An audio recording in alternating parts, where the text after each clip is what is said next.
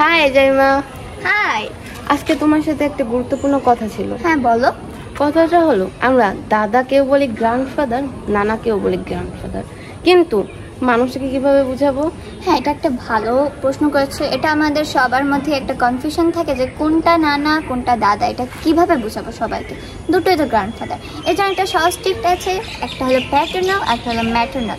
Paternal হলো বাবার বংশে যারা আছে, যেমন দাদা, প্যাটার্নাল গ্র্যান্ডফাদার মানে দাদা।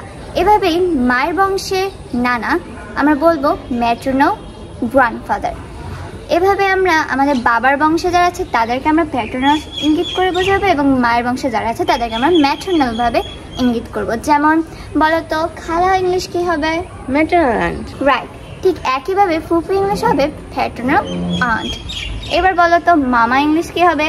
Maternal uncle. ইয়েস, ঠিক একইভাবে চাচা ইংলিশও হবে প্যাটার্নাল আঙ্কেল। সো এরপর থেকে কোনো কনফিউশন নেই। অবশ্যই এই প্যাটার্নাল এবং ম্যাটার্নাল ইউজ করে তোমরা মানুষকে বোঝাতে পারবে যে কোনটা বাবার বংশ এবং কোনটা মায়ের বংশ, কোনটা দাদা কোনটা নানা। সো গাইস, ভিডিওটি ভালো লাগলে অবশ্যই ফলো করে দিও এবং শেয়ার করে দিও। হ্যাঁ, গুড বাই।